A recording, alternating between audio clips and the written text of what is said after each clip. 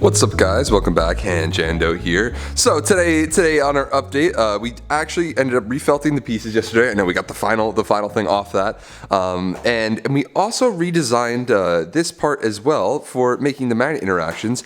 And we were up all night yesterday in the Discord with the Aussies, all the Australian boys that are in the Voron Discord. But we got recommended a piece, and I might want to look into rebuilding part of the front idler assembly on this. It'll give us an extra like 5 millimeters of space, which I think will be perfect to get just this in place. The only thing that sucks about that is if I do this, I have to redesign the mag head and redesign a bunch of other pieces. But back to the current thing today.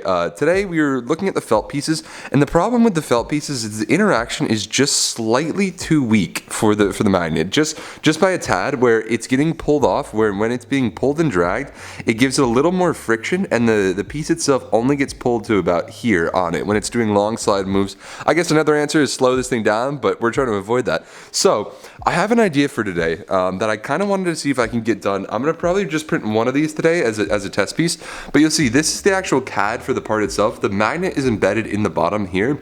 Now we have two options of kind of what I'm thinking we can do. Either drop this completely down and use the felt as like the padding over the top, or since we're 3D printing, I have another thing I want to try, and I don't know if this is going to work, but I'm thinking about adding little bumps on the bottom of the pieces themselves out of 3D printed material.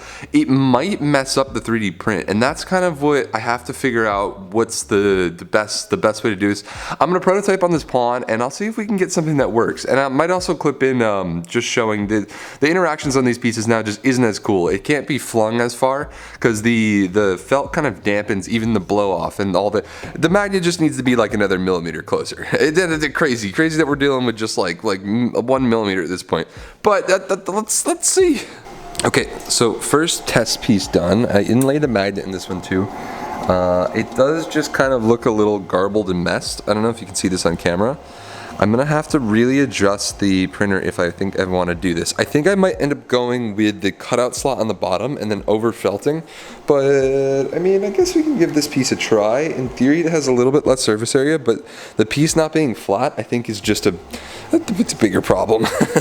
Let's see real quick. Okay, we're gonna try the relative capture with this piece. I have it set, I think, to capture here, and that looks good. I mean, attraction wise. Let's see how the flick goes. But it's still doing the same thing where it's slightly too far back, which shouldn't be a problem. But now that these don't have felt, I mean, it does shoot better. I think the felt might be too much. Let's try one more piece capture. This should still flick the magnet on, and yeah, so that's kind of what was happening with these ones, and that's why the felt is good and all, but I think having non-felted pieces is going to be the answer to make the captures cool, which we'll see. Also, if you didn't see before, this is how the magnets are added into the pieces themselves. I'm using inlays inside, and then so it's a print that stops for a second, and if we come back here, all we do is we click this, resume print, and if we come back to the printer, it just starts printing back on top. It's kind of cool. Inlaid magnets, yeah. Okay, so this is the new piece now with the lower magnet insert. So let's see how this does on the board. We're gonna run that same capture move and let's see what happens. Okay, so it should come back over. I think it's capturing from this square right now. Let's see how the new piece works. Now, in theory, the new piece, since the magnet is closer, everything just looks smoother and more intact. And you'll see it didn't travel as far over. Before, the other pieces were getting pushed a little over, and now it should just go. Yeah, that's so much better. That means we're gonna have to reprint all the pieces, so I'll get more magnets because we're running a little low in the magnet supply. But I think that is gonna be the solution. I think we might have to do something with wiping the board down, maybe making it cleaner. I don't know, some of the humidity, but we'll figure out what goes on.